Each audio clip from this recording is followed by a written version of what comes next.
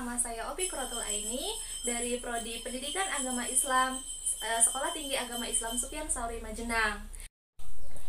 Saya akan menjelaskan materi kelas 4 mengenai ria. Nah, sebelum kita memulai pembelajaran, mari alangkah baiknya kita membaca basmalah terlebih dahulu. Bismillahirrahmanirrahim. Dari pembahasan ria, kita akan membahas di dalamnya ada pengertian ria, hukum ria, macam-macam ria, ada dalilnya juga, lalu ada juga bahaya tentang ria. Nah, apakah kalian tahu tentang ria? Mungkin bagi sebagian dari kalian sudah ada yang tahu tentang ria. Nah, saya di sini akan menjelaskan sedikit. Ria itu adalah perbuatan untuk memperlihatkan suatu amal ibadah dengan tujuan untuk mendapatkan pujian dari orang lain. Nah, setelah kalian tahu apa itu pengertian ria, maka kita akan masuk ke bagian hukumnya. Nah, hukum ria itu sendiri bisa dikategorikan haram karena di situ termasuk dalam syirik kecil terhadap Allah Subhanahu wa taala.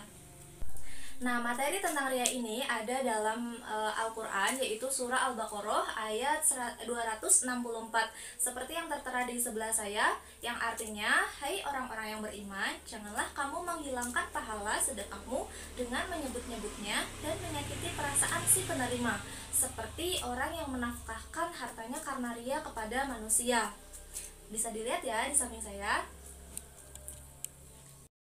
Nah, kita akan masuk ke jenis-jenis ria. Menurut tingkatannya, ria itu dibagi menjadi dua. Yang pertama ada ria kholis, dan juga yang kedua ada ria syirik. Nah, saya akan menjelaskan ria kholis terlebih dahulu. Ria kholis adalah suatu perbuatan yang dimaksudkan untuk melakukan ibadah semata-mata hanya untuk mendapatkan perhatian dan pujian dari manusia. Misalkan, kalian melakukan sesuatu, tapi dengan tujuan bahwa kalian itu ingin dipuji oleh orang lain. Nah, saya melampirkan sebuah contoh di sini.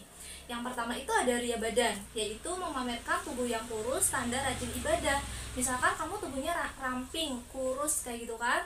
Nah, tapi kalian di situ meniatkan bahwa kalian itu pengen dipuji oleh orang lain, bahwa kalian itu rajin beribadah kayak gitu.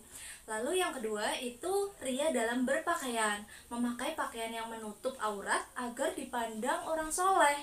Berarti kalian memakai pakaian yang muslimah, misalkan menutup aurat dengan sempurna, tapi dengan tujuan untuk diperlihatkan kepada orang lain agar dipuji oleh orang lain.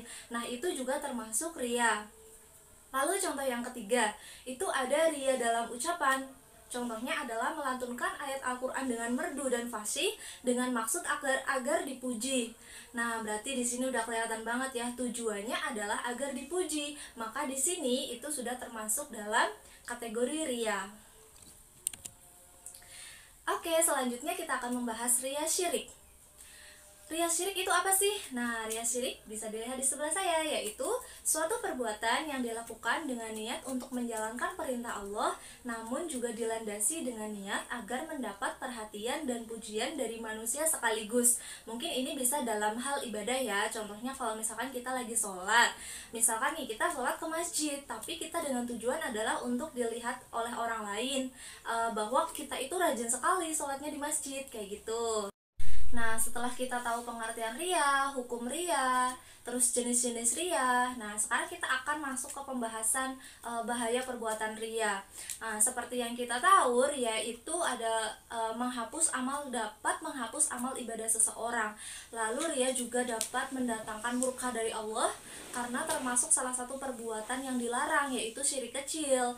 Nah, karena niatnya terletak dalam hati, ria bisa saja terjadi pada siapapun, termasuk orang-orang soleh. Bahkan orang-orang yang soleh sekalipun itu bisa terkena ria ya, istilahnya seperti itu, karena niatnya itu bukan niat karena ikhlas atau karena Allah Ta'ala, tapi ingin dipuji atau dilihat oleh orang lain. Ya, kita lanjut ke bahaya ria yang nomor 1 nih, yaitu menjadikan amal ibadah berpotensi mendatangkan kebaikan dan pahala menjadi hilang, bahkan mendapat dosa. Nah, ini seperti penjelasan yang sebelumnya bahwa ria itu ya menghilangkan amal soleh, bahkan kita malah mendapatkan dosa dari ria itu. Lalu yang kedua itu terjebak dalam kesombongan yang nantinya akan membuat sulit diri sendiri. Karena kita sudah terlanjur menciptakan citra yang baik di masyarakat, otomatis kita kalau misalkan citranya anjlok pasti kita langsung nggak bisa nih kalau kayak gini gitu. Intinya itu membuat kita sulit sendiri ya, karena harus perfect setiap saat. Lalu yang ketiga itu adalah menghapus pahala atas amal kebaikan yang dilakukan. Mungkin ini sama dengan poin pertama ya. Berarti kalau misalkan melakukannya dosa, kalau misalkan melakukannya juga pahala kebaikannya akan hilang atau terhapus. Ya, bahaya ria yang keempat yaitu orang yang melakukan ria akan terhalang dari taufik dan hidayah Allah Subhanahu wa taala. Bagaimana tidak terhalang? Ria itu kan tergantung syirik kecil. Berarti Allah ya murka ya. Jadi buat apalah ngasih hidayah dan taufik kepada orang yang berbuat ria? Ya, istilahnya seperti itu. Nah, lanjut yang kelima itu ada jiwa menjadi tidak tenang dan terus merasa gelisah. Mungkin tadi berkaitan dengan sombong ya. Jadi kita itu selalu terpacu ingin menjadi seperti itu terus, citranya harus baik terus, padahal mungkin kita tidak mampu seperti itu. Lalu yang terakhir itu adalah hilangnya keimanan. Seperti yang kita tahu bahwa ria adalah syirik kecil, dan syirik itu kan nggak bisa ya, itu murkanya Allah, berarti hilang imannya itu udah termasuk syirik. Nah, setelah kita selesai membahas tentang ria, yuk kita review sama-sama tentang materi yang tadi saya sampaikan. Nah, yang pertama adalah pengertian ria. Hafal ya. Nah, pengertian ria itu adalah suatu perbuatan yang dimaksudkan untuk diperlihatkan dan dipuji oleh orang lain. Lalu yang kedua itu ada hukum ria. Hukum ria itu adalah haram karena termasuk dengan syirik kecil. Lalu yang ketiga selanjutnya adalah macam-macam ria. Yang pertama itu ria kholis dan yang kedua itu ria syirik.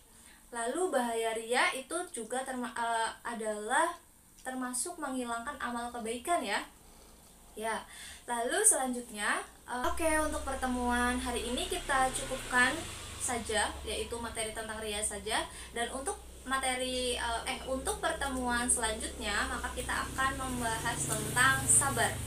Ya, jadi buat teman-teman silahkan mempelajari materi sabar terlebih dahulu sebelum kita memulai pelajaran selanjutnya. Sebelum kita menutup pembelajaran hari ini, alangkah sebaiknya kita mengucapkan hamdalah dulu bersama-sama. Alhamdulillahirobbilalamin. Ya, demikian yang dapat saya sampaikan. Kurang lebihnya mohon maaf. Wassalamualaikum warahmatullahi wabarakatuh.